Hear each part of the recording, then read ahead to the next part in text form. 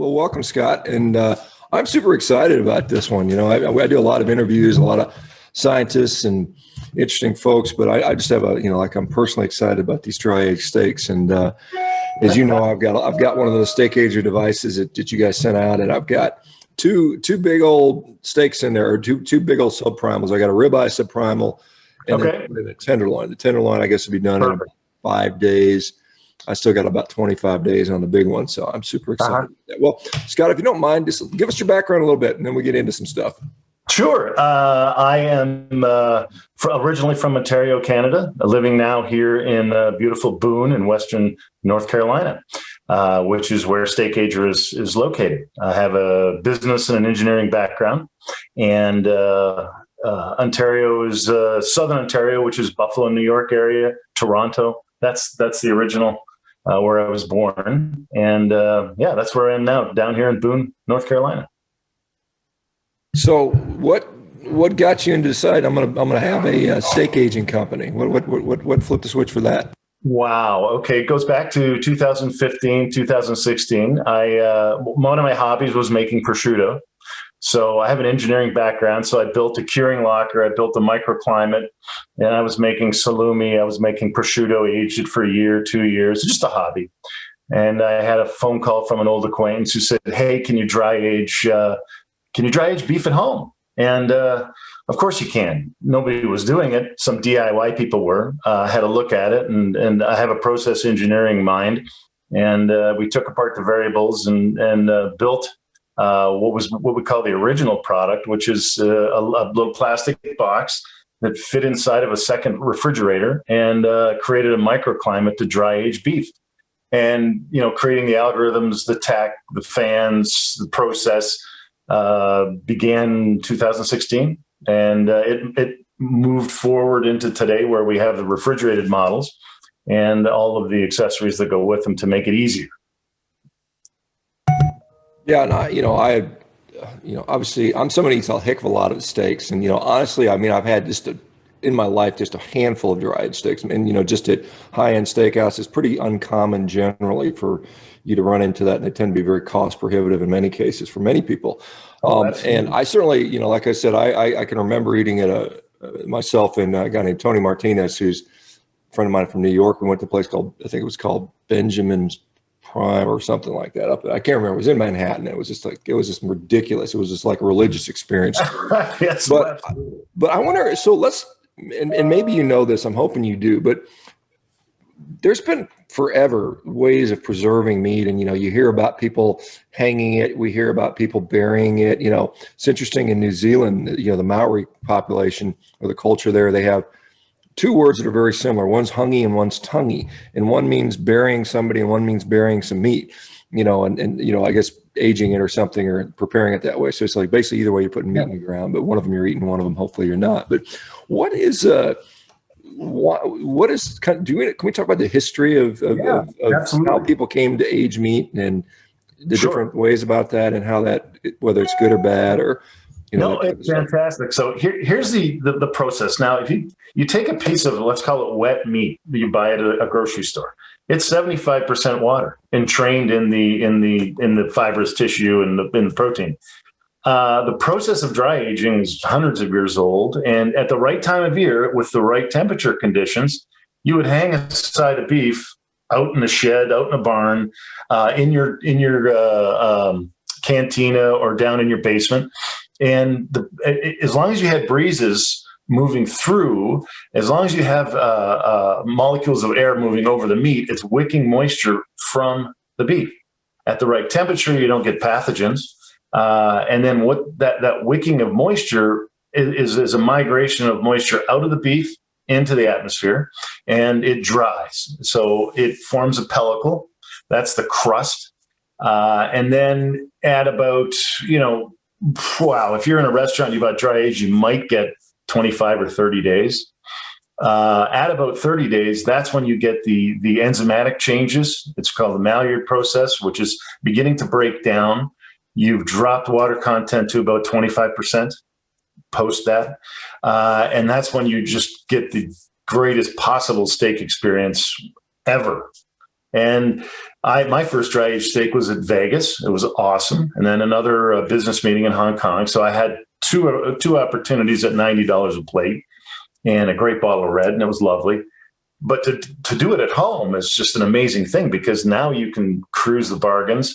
You can buy a sub primal. You can load it up. You can have your own personalized dry aged experience, perfection at home.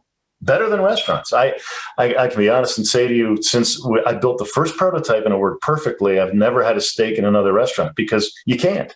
It's just too good. It really is. I love a 44-day bone-out rib, and that's it. That's my sweet spot.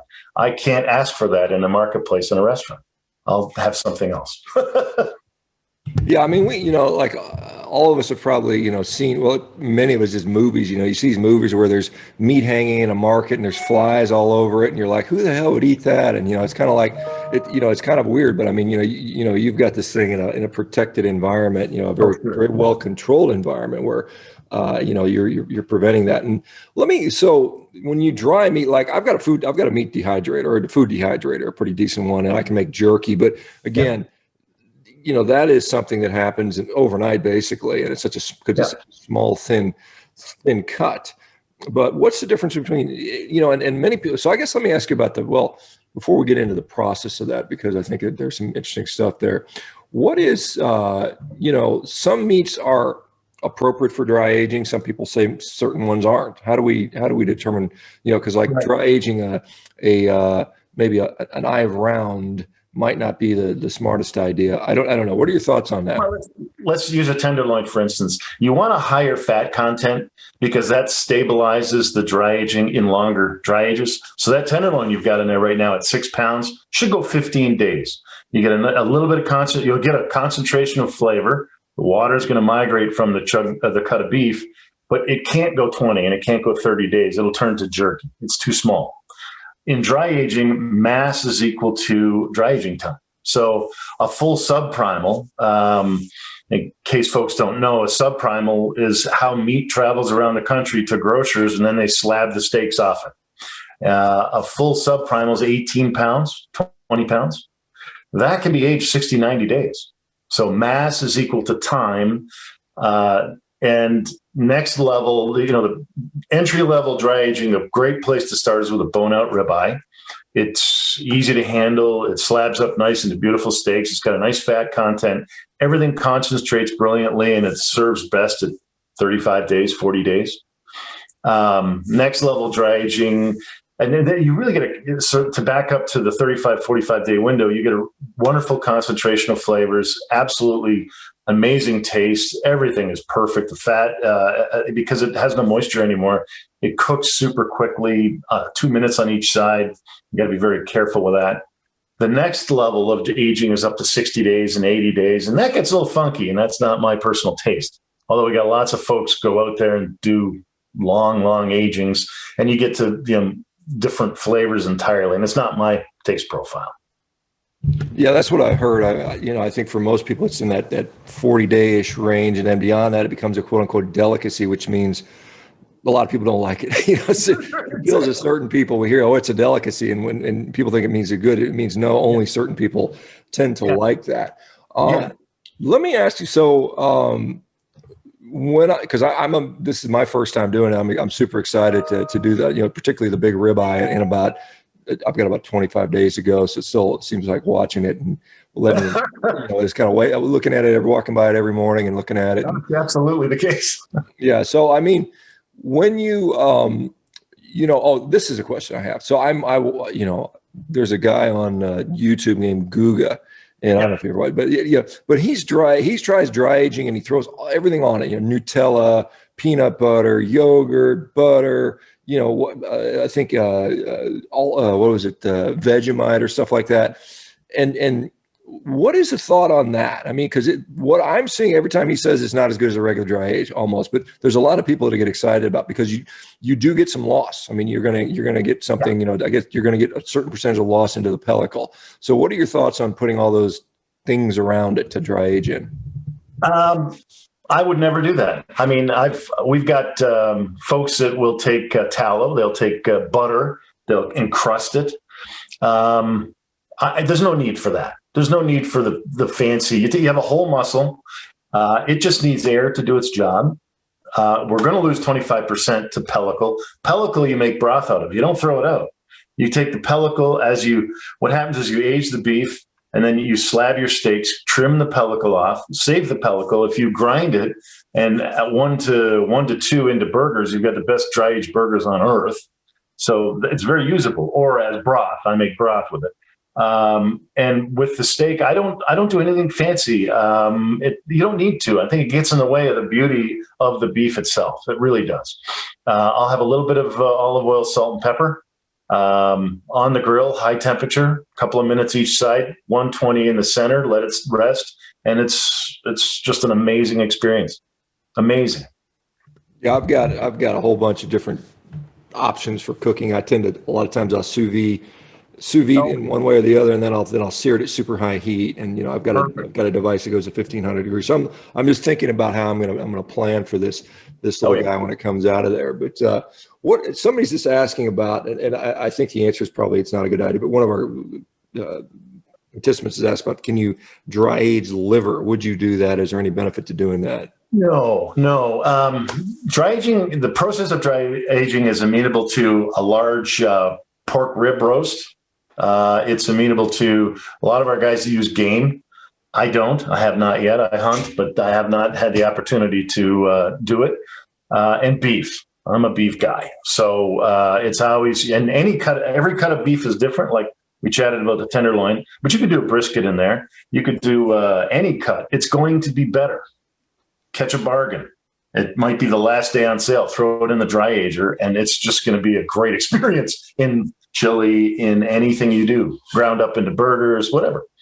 Yeah, and that's the question. Is there an advantage or disadvantage? Like there's I don't think, I think if you're eating select meat, you're probably not in the dry aging crowd. But if there's choice, there's prime, and then there's something called premium, which is kind of an in-between grade. Is there a significant advantage? For instance, does dry aging help a choice cut more than it helps a prime cut? What's your thought on that? It does. Dry aging makes everything a lot better, period. So that's the bottom line. I mean, others will say, no, but the bottom line is you can jump a bracket, if you will, with dry aging. It's an adventure. You've got to find the right butcher. You've got to find the right source, trusted and otherwise. I don't know what the supermarket is, but yeah, you can catch a bargain and have a lot of fun and save a lot of money. Really save a lot of money. And my assumption, if you're dealing with a butcher, that the advice would be not to trim it excessively, because I think isn't it because if you got this nice layer of fat around, you're going to trim some of off in pellicle, so you end up losing less. Is that fair to say? Yeah, exactly. You want to leave the fat cap on. You want as simple of a subprimal, as large as you can get, and that's it. Leave it be. And you can go to your supermarket butcher. They receive beef in subprimals and say, I want to buy the whole subprime. And depending on the time of year, it might be a great bargain. Otherwise, it might be, it'll be more expensive. But you want, like if it's a bone-in rib, that's just amazing after 30, 40 days in the dry ager. And the bone-in has obviously more mass, and it can handle more aging, so you can get a more subtler profile and flavor a little deeper into the adventure. Yeah, and one of the things I was wondering about is how do you? So I assume you're just continuously rotating out. Like like what I'm thinking. As soon as that tenderloin comes out, I'm throwing in another big subprimal because how long is going to last? And it looks like the way that device you have designed, at least the one I have, it's the Pro 40, I think. Yeah. You can put in, 2 big things of 20 pounds each or so. Yeah. You got 40 pounds of meat going at the same time. That probably gets me close to 2 weeks. I mean, that's all I eat. I just eat steak all day, every day. I eat about 4 pounds of steak a day. So I'm believe me, I'm probably gonna curse your name because I'm like, damn it, that's the only thing I want to eat now. I gotta send you another steak ager. Yeah, exactly. Because I'm like, I can't get enough meat. We'll talk. but let's talk about because this is something that we're talking about dry aging steak, but charcuterie is another topic. And it requires a different amount of humidity, and I'm not sure about temperature, I think. But What is charcuterie? Because I mean, I go to a restaurant, I know what charcuterie plate is, because that's usually what I can eat as an appetizer. I know there's going to be some kind of meat sausage type thing, and maybe we'll throw some cheese on there. But what is charcuterie? What's the history of it? And what is the difference between that and dry aging? Wow. Okay. So dry aging is a simple process that involves absolutely nothing other than air and temperature and humidity. That's it. So it's a raw whole muscle. When we go to charcuterie, it's now cured. So it's going to have a nitrate. It's going to have a salt cure, a herb cure. It will rest in the cure for a week, 2 weeks, depending on the size. And then you'll hang it and at a different temperature profile. So we're going to be food safe profile for that beef that's aging. So it's going to be 37 to 40. That's the range it wants to live in. Charcuterie can live at 55, 60, but it's got a cure on it. So, and the curing and charcuterie goes back. Salumi it's Italian, European. It goes back for thousands of years. Wherever you've got salt, that's where people are trying to cure protein throughout history, really, honestly. And that's what we do. So the cure, the easy way to enjoy, like the Pro 40 can do both charcuterie and dry aging. Can't do both at once. So what I tell people, they want to try the adventure charcuterie. Good. Get that subprimal in there, pull it out after 35 days, slab it up. It freezes because there's no water in it. It freezes brilliantly. You don't have to worry about waste, freezer burn, nothing. So the steaks go in the freezer and you enjoy them whenever you want.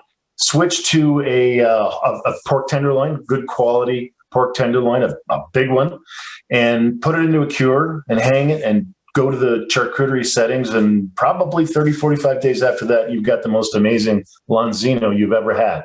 Unbelievably delicious. And what a lot of people don't realize with charcuterie, especially with whole muscle, it's easy to do.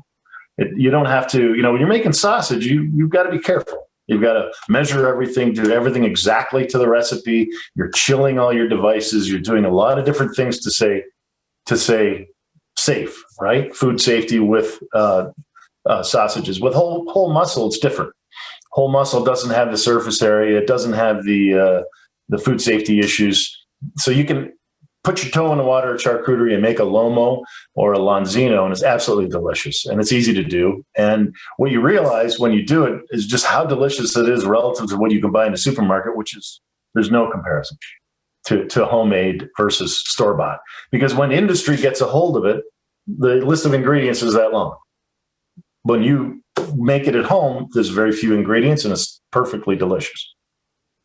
Let me ask you the difference, because I've seen, there's a bag, I think it's called a my bag or something like that, which is, there's a membranous bag that some people, they throw it in a regular refrigerator. Yeah. What is the difference between that and what you have as far as a dry aging device? Is there a difference in the process? Is there a difference in the outcome? What are your thoughts on that?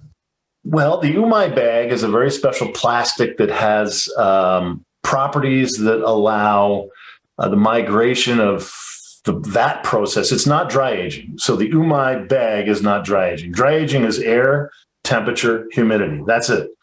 And 100 years ago, dry aging didn't include plastic. So the Umai is a process that I've never used. We have customers that do both, and it is, you have this bag. It's got the ability to vent. It sits in your fridge. I like what we do, which is air and temperature and humidity. I don't know that in our family fridge, I would want a big slab of beef living there beside whatever. It's different, and I don't know much about it. Yeah, and that's what the concern I have, because a lot of people have in their fridge, they'll have a lot of other items, and I'm wondering if that imparts a different sort of flavor to it if they've got whatever in the fridge, and perhaps the meat dry aging will part in flavor on the other foods as well, and so you may not want a dry aged yogurt or something like that. Perhaps. No, exactly. Okay, so. My direct experience is with our original product, which was a microclimate controlled box that went into a refrigerator. It was designed to fit into the secondary refrigerator market, which there's 35 million refrigerators, garage fridges in North America. So there's a big market for it. We put a charcoal filter in it so that as we were venting and doing our process, we didn't want to cross-contaminate anything. Not contaminate, any smells. There's generally no smells. There'll be a beefy nose, but it's nothing uncomfortable or, untoward to the palate, if you will. So because I really don't know the umai, I can't talk about the smells and the experience of it. I just know that it wouldn't fit into my fridge. Like my partner would say, get that out because it doesn't belong there. I can see that. Let me ask you about mold, because I hear pros and cons. I'm not sure what pros and cons about mold is sometimes, when we think about mold, we're like, oh my God, mold is awful. But then we think about cheeses and we think about yogurts and all the bacteria in there. So what is the role of mold, good or bad, in relation to dry aging? And I know you talked about the 60-day, 80-day, you get this, and a lot of people describe it like a blue cheese type of thing, which personally, I don't think would appeal to me either. But what are we concerned about mold? Is mold a bad thing? No, because here's the process with dry aging done right. With air movement, you're constantly wicking moisture out, and it's a one-way path. The moisture is migrating from the body of the whole the subprimal, and as fast and with that process, you don't have time for mold to grow. If you turn the system off, if you loaded that subprimal into a normal fridge without air movement, you would have mold all over it in days. It just falls apart. So it's the process of air movement, the migration of moisture, the wicking of that from the cut is what enables the safe dry aging of beef and other whole muscle cuts. With cheeses, now you've got salt. Now you're into cure. So you have it's a different animal. With your charcuterie, you've got the inclusion of salts, nitrates. That's different.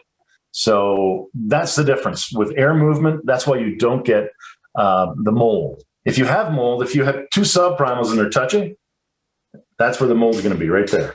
You need air movement everywhere. It's got to be all over the cut. If it touches the wall, this is why we designed our racks so that they stand, they allow you to do your thing, move them around, different, no two subprimals are the same. So we engineered it so it's totally flexible, but it keeps air circulation everywhere. It's very important for that. That's very important for the safety of everybody involved. You should have no mold. Now, when you go to taste at 60, 90 days, this is where the enzymatic breakdown within the subprimal creates the blue cheese. It creates these background flavors. And that's part of the process of the beef literally controlled decomposing. So it has different flavor properties and mouthfeel.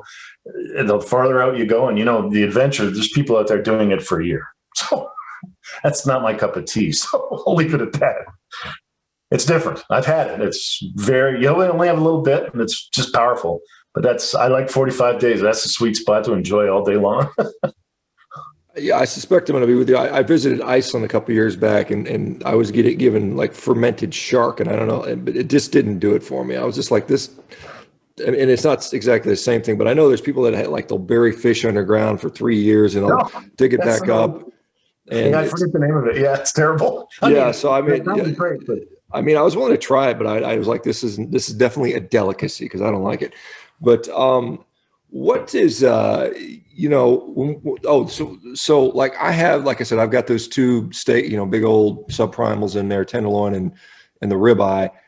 Do I need to rotate that at all? I mean, they're kind of away from the walls, and they just sit there. Okay. Just let them be. Let them be. Yeah. The beast is fine. And I've opened the door to look at them about 3 or 4 times just to take a picture. And is that hurting me to do that? Now just for a second. Yeah. No, not at all. Think of it this way: the 20 pounds becomes a cold body in there after equilibrium is reached. And then if you throw the door open and look in, the app will show a spike in temperature. It's meaningless because the cut of beef is still at 35, 36, 38 degrees. Leave it. I think we've had physical resets up to a half hour that doesn't affect the temperature of the beef. We've tested it. And the beef is tough. It's okay. It's all muscle meat. It's fine. So when we get to the point where we've won our 35 or 40 or 45 days, or for the people that like it, 100 days or whatever they do, you take it out, you cut it up into steaks, you trim the pellicle at the time. Now, I've seen somebody say that sometimes you have to truss up the meat when you cook it because it becomes so tender that it can fall apart. Is there any thought on that or no? It's No. In my experience, depending on the cut, so you've got a bone out rib. Bone out's the best way to go because you don't have to fight with it with removing bones and so on and so forth. So with the bone out loin, you'll notice on our subprimal trussing racks, that's an exact 1.5 inch mark that's left by the rack. So there's your steaks, just cut right on the line. You just cut it while it's on in the. Remove it, and as the cut of beef ages, our rack will leave lines. Oh yeah, that's right. Yeah. So put it on your table and slab it up, trim it up. Like I said, a little bit of olive oil, room temperature, or sous vide works great too. By the way, on the grill, high temperature, get that crust on it, and it's literally you have to be careful because it cooks in minutes. Roughly half or less of the time of a regular steak. If you think about a regular steak, you're boiling water off. Gotcha. That steamy first phase. So it's like, that's water boiling up. We don't have that. So the fat goes up. Everything is fuel. Everything's going to cook quick. And sous vide's a great way to approach it. I've done it 1,000,000 times. Yeah. And because you'd mentioned, I've seen people sous vide a number of non-beef type things with variable results. I mean, where would you say would like lamb be appropriate? A big, what things are amenable to sous vide and which ones are clearly not? Well, anything can be done sous vide.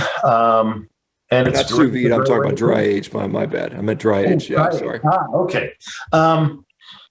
You know what? Okay, let's use lamb. Chef Eric, who's our chef who experiments with all this, he's done lamb. He's done a pork roast, bone-in, great giant pork roasts. They're delicious. Lamb, usually the adjustment, and the game guys that are using steak agers for elk and for deer, they have less fat. Any of your game animals, smaller animals have less fat. And so they're going to dry age less. So 10 days, 15 days, 20 days.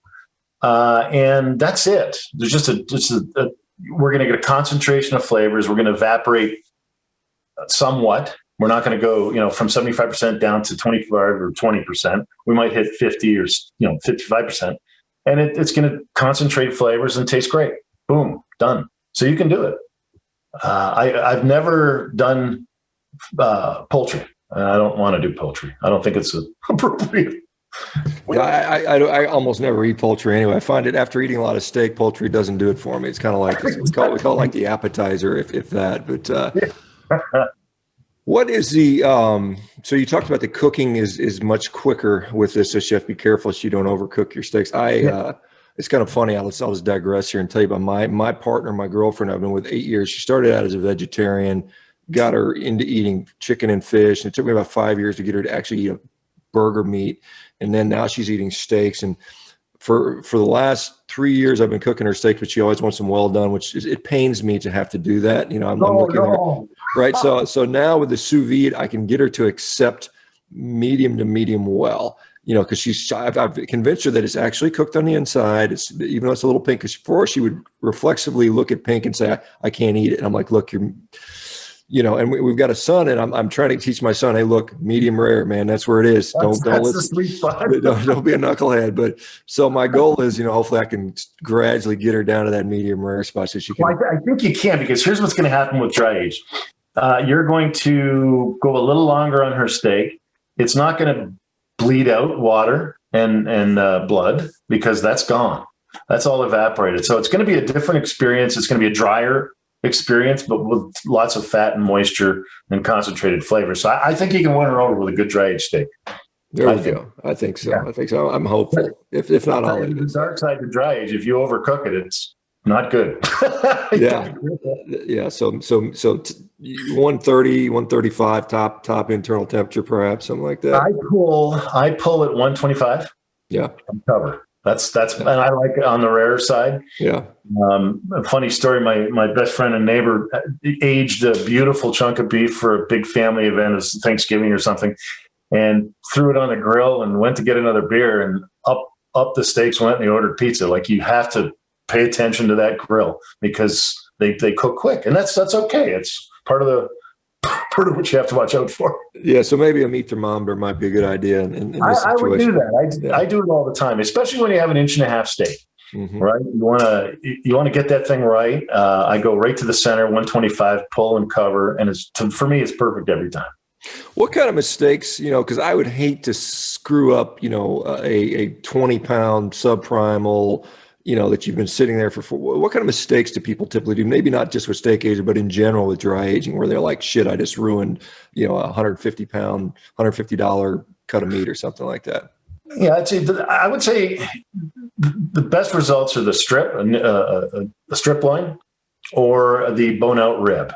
And there's not a lot of it's just fun. It's a hobby. It's a very delicious and wonderful experience that keeps giving. There's not a lot of mistakes you can make. It's you tie it when you receive you take a subprimal out of its pack. You pat it dry, make sure there's no excess blood or anything on it or water. Rack it, put it in, and leave it be. That's it. You can't really mess it up. Right? It doesn't. It's a simple process. Air, temperature, humidity. You're good. When you pull, the only thing you can really mess up is overcooking. That's really it. And throwing out the pellicle is not good because there's so many other things you can do with that. Make great burgers. Just awesome. Make great broth. And when you say 2 to 1, is it 2 of regular ground beef with 1 of pellicle? Or yeah. And then there's folks on our Facebook family page. They've got their own special. I swear by this, I swear by that, but it's just delicious. A dry aged burger is spectacular.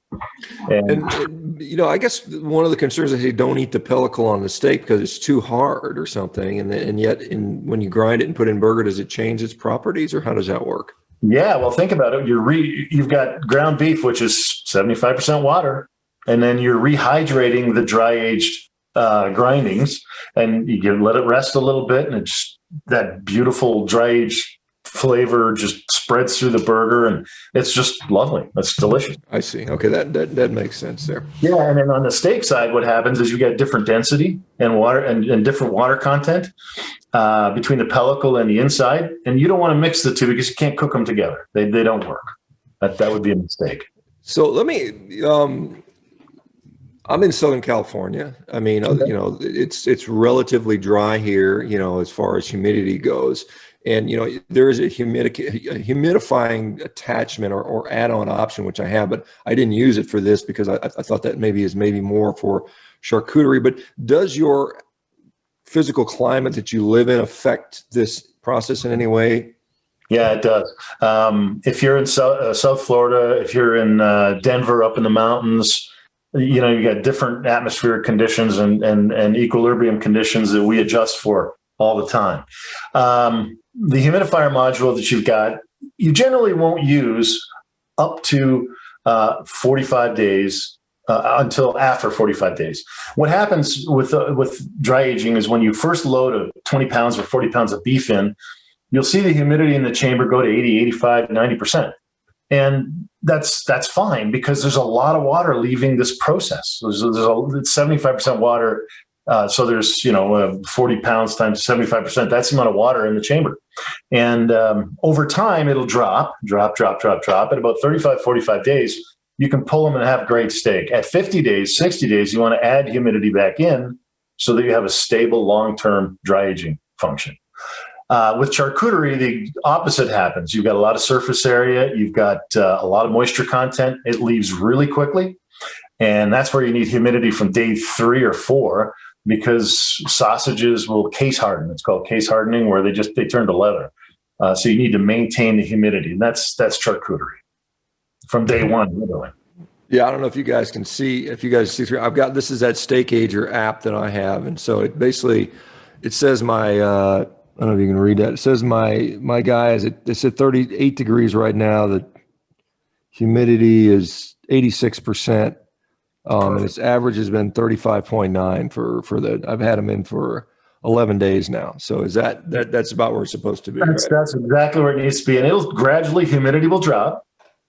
And The app's going to be changed because we're going to be monitoring. We're just be showing averages because these little swings in temperature are meaningless to the beef and food safety, and the little swings in humidity. Every time the compressor fires up, because that's what the refrigeration cycle is about. It drops humidity a little bit. We look to averages, and your averages are great. They're going to decline throughout the process. It'll probably be at 60% by the time you pull it out, I'm guessing. We'd have to look at it then. And no two pieces of beef are the same. If you put a brisket in there, it's going to have a higher water content, different cellular structure. Everything's different. So it's fun. It's like a little adventure. You try that, love that, go back, try another thing. Well, okay, let's try this now. It's a lot of fun. Yeah, and I can, I smoked a brisket. Well, and I don't even have a smoker. I did it on and some people be horrified this, but I did it on a propane grill. But I got a wood box to smoke it in, and I had temperature probes in there. I smoked it for like 22 hours, and it turned out really nice. It was a really flavorful, juicy brisket. But I would, I'm just looking at, the shape of a brisket. I mean, how does that tie into that trussing rack? Because the trussing rack, I mean, it seems like that it's maybe perfectly suited for a ribeye subprimal. I mean, that seems the perfect shape for that, or perhaps like you said, a strip loin. But how do you get like a picanha or a, something that's kind of a little more, kind of wider and fatter? How does that work? Well, you've got that nice radius, and the beef. You sit it on your counter, and you literally shape it and push it down in. And then the way why we engineered it with the hooks and like the laces. You want the oddball shapes up top. So if the bones are sticking out, if it's a Texas, if you want, a big chunk of something sticking out, you want that up on top, and then you just tie it down, stand it up, and off it goes. Okay. Yeah. That's adjustability. Every subprimal has a more or less shape at some point, and then it might be big up here. So that's where the string goes. And it works. We've tied up just about everything you can get your mitts on in there. Wonderful. Yeah, I'm looking forward to that. Like I said, I'm going to start with but I suspect probably what the majority of people are doing, the ribeyes and the strips. So I would guess, maybe not. Yeah. Now you talked about safety. And I don't know what you had to do to get your device on the market, whether is FDA or USDA involved in this sort of process, or how do you how is it different from Billy Bob going into the cold shed and hanging in the shed for Well, we're a home consumer device. We are not commercial or commercially regulated. We adhere to the same standards. But if you're a restaurant in New York or wherever doing dry aged steak, you have $100,000, $500,000 worth of dry aging equipment, and USDA comes in and inspects it. I mean, there's a process. This is why it's so expensive. If you're a dry aging house, if you will, processing company, you've got a giant facility maintained at X temperature, coolers running 24 hours a day. And it's all inspected, USDA, blah, blah, blah. It's still the same principles: temperature, humidity, air. You got to move air. So they have special racks or just food safe racks where they put the big cuts on, and they have fans throughout the facility. Well, we have a tiny little facility rated for home use. That's our tech. Our tech was to simplify everything to one or two subprimals, make sure it's perfect. Key numbers we look at are food safe temperatures, period. It's got to be below 40, 41, on average below 40. That's it. You're food safe. And if you move the air, we don't have any bugs growing, if you will. He's asking a question about, does it matter about hanging the meat prior to dry aging? Is that a consideration? Does it change the outcome in any way? Okay, so your typical subprimal spends about wet aged in a bag, shrink wrapped, more or less, no matter where it comes from, it'll be 14 days, and your higher end cuts will go up to 20 and 30 days in the bag. That's the wet age. And actually, if you can define how many days it's spent in the bag, put an extra 10 days on it, it does change flavor down the road a little bit. It's really nice. But no, you immediately hang it. As soon as it comes out of the bag, it's got to be dried. It's got to go into the chamber. That's it.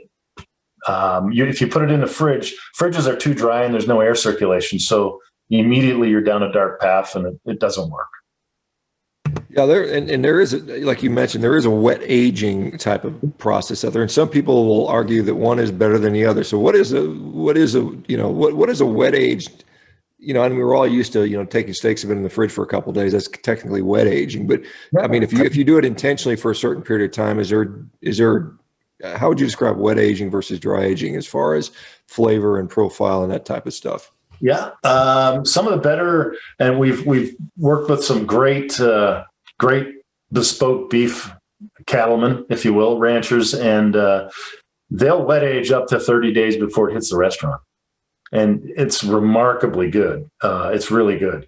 Now you dry age on top of that for 45 days, and it's mind blowing. It's like, oh my goodness. And you can taste the extra 10 days of wet aging.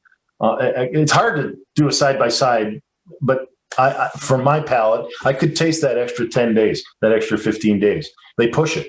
And that gives that extra time for the restaurants to make great steak. But we're dry agers, so we're going to take that extra 15 days in wet aging, and then we're going to take it out another 45 days. So that's what we do, and it's delicious. I mean, either way, it's delicious.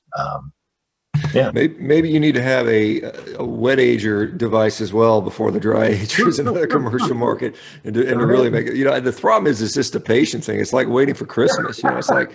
That's why at least I've got that tenderloin in there where I can kind of get to it a little sooner. And then, then hopefully, I guess once you get the rotation going, then you're good. But, that initial one is a hard part, unfortunately. Absolutely. There is, and you may or may not have much sort of insight into this stuff because it's kind of more of a medical type of thing, but there are people that sometimes have issues with histamine intolerance. We know that aging of meat can increase the histamine content. Is there any, I don't know if you have any insight into that or any comment on that? You know what? I don't. I would have to sit and study that a little bit. It's not something that's ever crossed my path. No, I don't know anything about it. Yeah, that's like I said, that's probably germane to a small minority of people, but there are some people that do unfortunately deal with that. It would either be a biological process or it would be in concentration. I have to look at it. It's interesting. I'm not aware of it and its impact. Yeah. What other, like I said, I not to keep going to this, but besides, the standard typical ones we're all familiar, are there any kind of unusual cuts of beef that you've done that have just blown your mind away? There's like, wow, this is just. Yeah. Oh my. I've caught some last day on sale bargains. Literally, I'll use the term stole it because it was so cheap. I did a brisket once and smoked it. Did the 22-hour brisket. Oh, it was unbelievable. Dry aged brisket smoked. Oh, it's next level. It's remarkable. I've had some great experiences with, we've just this year, we've started to add beef to our website offerings, and we're approached all the time by our customers. Hey, where do I get a really good subprimal? Where do I? So we're the first people in the market to offer door delivered, direct to consumer subprimals. And I've had some wonderful experiences with local sources of beef here in North Carolina. Joyce Brothers, Apple. Oh, I forgot the name of the company. Apple. Anyways, a couple of local firms. Allen Brothers is awesome. 44 Farms out of Texas is awesome. We want to add more of these regional folks that are doing great work. And it's interesting because beef is like kind of like wine. It's a terroir. What is it? How does it live? How is it raised? How is it treated? How is it processed? And there's a difference between Texas and North Carolina and Chicago and the Midwest. There's just a difference.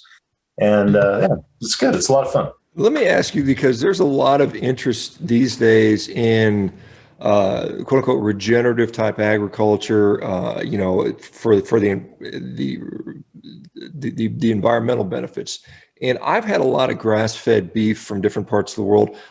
My palate, I don't prefer it. I find it not to be as good as a grain finished ale. That's just the honest taste difference. Yep. Does dry aging improve grass finished beef for the people that don't like? Because a lot of people say grass finished beef has this gamey flavor. Some people even say it has a fish like flavor. What has been your experience with, and maybe you don't have experience with, but a hard grass finished beef versus your traditional, beef that's finished out on some sort of grain product? Yeah, it really comes to the terroir again, where it was raised, how it was raised. There's grass-fed, corn finished. There's grass-fed, grass finished. I'll use Joyce Brothers, Joyce Farms out of Winston-Salem. They have a grass-fed, grass finished that's remarkable. And the fat content is amazing. So part of the issue with grass fed is you have a lower fat content. So you lack that. We did a 50-day aged, we'd had it for Christmas with the crew, and it was unbelievable. So it at a commercial level, I don't, if I know where the farm is and I've met the people that are doing the work and raising the animal, then we can tell what it's doing and what we're going to get out of it. So if it comes from another country, if it comes, sometimes in supermarkets, it can be a mystery. So I can't speak to, like, for instance, gamey flavor. We didn't have that. We had from Texas 44 Farms, we had grass raised, corn finished, delicious. It just depends on how it was raised and how it was finished, really. And I've had great grass fed, so I have no complaints. And dry aged is unbelievable. It's delicious. Yeah, and I think when you talk about Joyce Farms, Alan Williams, I believe, is one of the proprietors there, and I've interviewed Alan. He's a great proponent of regenerative ag and that type of stuff. What? So let's just, and maybe you've already kind of sort of addressed this, but just kind of, if a meat has a lower fat content in general, it's going to be better with less dry aging. Is that a fair comment to say? It is. 15 days, 20 days, you're going to concentrate flavors. It's going to be better by 100% or 50% better. It's more tastier. There's less water, so you're going to concentrate flavors. But that's when you stop. As soon as you see a bit of pellicle, as soon as you tap it and go, okay, there's a pellicle there, pull it, because it can't handle. The process of cooling dries the environment, right? So fridges are dry places. They're very, very dry. That's what fridges do. And that's why you have a salad crisper that's trying to protect salad and veg from the ravages of the cooling process. So yeah, you want to pull that at that point. Probably 15 days, 20 days. You're probably coming up on another couple of days. And it's good. If it was a 20-pounder, you could take it out and then it would be just unbelievable. And what about tenderness for these leaner cuts? Does it do anything to the tenderness? Because I know you said there's an enzymatic breakdown of some of the connective tissue, perhaps. What happens with that? You're not going to see that. The enzymatic breakdown begins around 30 days. So that's when compounds are changing, the chemistry is beginning to change, and the fibrous tissue is breaking down, the fat is concentrated, it turns into butter. That begins down the road, 30, 35, 40 days. So all you're going to get out of a 15-day age is a concentration of flavor and just a nicer experience. Don't overcook it, no water, and it's just going to be more delicious. So that's it. You won't get that transformative change to the steak experience. And is there any, I don't know if people do this, rubs or brines or anything like that prior to dry aging? Does that just defeat the purpose, or does it make it worse or better? What are your thoughts on that? All about the beef. Don't mess around.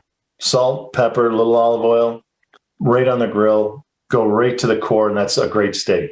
There's no need for rubs. There's no need for anything. Now, if you were doing a prime rib roast that was dry aged for 50 or 60 days, you could put a rub on it, and then you'd have dry aged and a rub. But that's a 4-rack, 6-rack, 7-bone rack, and you can play with that. But I wouldn't with a steak. You want to get right to the beauty of the beast itself and the steak. My preference. Yeah, and so because there's some people asking about, where do we get these types of things? I think some people are salivating. I'm talking about, and I just had steaks. I'm hungry again. But so talk to us about the product, the company, Steak Ager. I know you've got I think a few different options out there perhaps, and where do people go to find out more about this? And the other thing is, we're hoping to convince you to have an affiliate for our Meat RX members. We've got thousands of members that are meat eaters, and hopefully we can set something up like that. That'd be great. We're all in. We're here in Boone, North Carolina. Our partner for refrigeration is Danby. Danby is North America's largest small appliance manufacturer. So we've got great.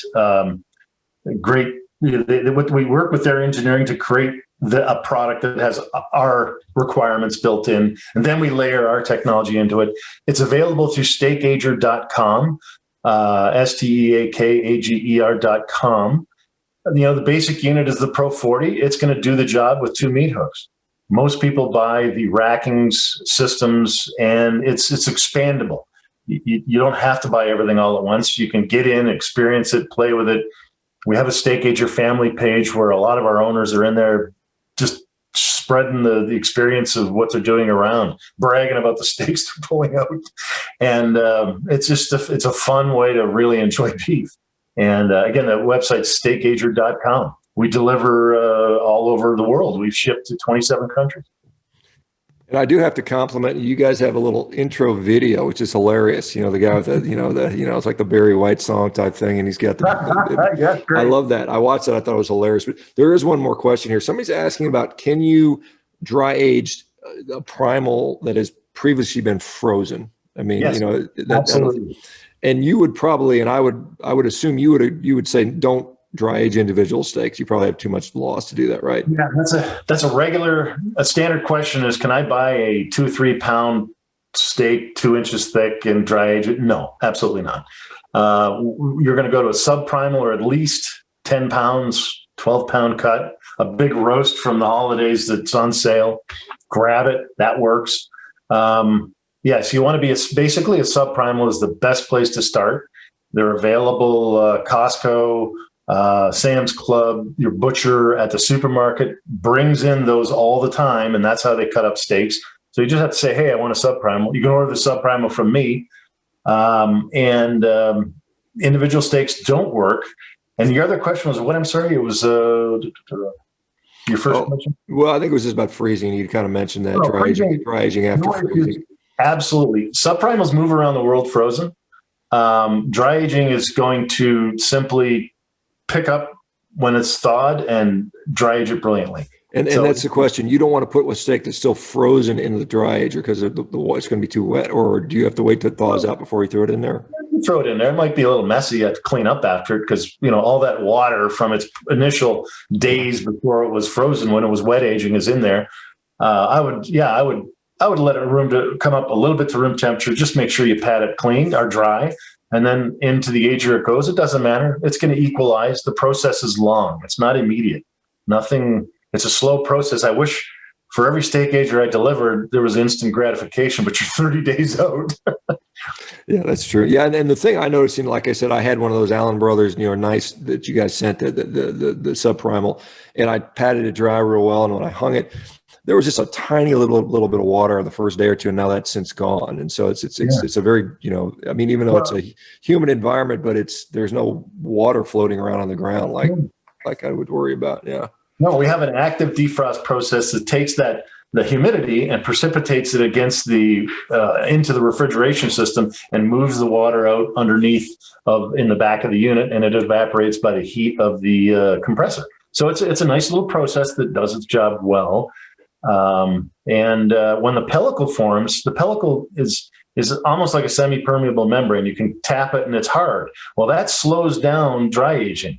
So the pellicle works with the process to slow everything down, and so that it's delicious. You should have 1/8 to 3/16 of an inch of pellicle when you slab that steak. That's it. I believe I've seen someone dry age a big giant glob of hamburger. I mean, no, don't do that. No. Okay, so hamburger has a lot of surface area. It's got a lot of opportunity for pathogens to grow. It needs to be cooked. You could cure it with salts and theoretically make a ground beef sausage of some kind, a kosher something or other. I make sausage all the time. I've not played with it. Ground beef doesn't belong in our process. It's unsafe. Gotcha. And so what if I were to take a giant chuck roast and dry age that, then I just grind that up with the pellicle? Would that be a way to make hamburger? Perfect. Unbelievable. Yeah. Okay. Catch any bargain you want, and grind it up and make amazing burgers, but don't put burger in there. Gotcha. All right. That makes sense. Well, like I said, I'm excited to be joining the world of dry aging at home. I think it's should be, I said one of my New Year's resolution was eat a hell of a lot of dry aged steaks. So that's going to happen this year for me. Well, Scott, this has been an absolute pleasure. Enjoyed talking to you. Like I said, I certainly, like I said, appreciate the fact that you're making it possible for us to have this great product at home. We'll be talking to you, I'm sure, in the near future. Have a great weekend. And like I said, we'll get something on our website so we can get people because we got a lot of meat eaters. Everybody here eats a ton of meat. The average person here eats at least 2 pounds of meat a day. So I think if we can get, the dry aging on top of that for those that like it. I think our tribes are aligned. I do. I think so. All right, Scott. Thanks, guys. Everybody have a great rest of your Sunday, and we'll talk to you guys Monday or something. Okay, bye now. Take care, everybody.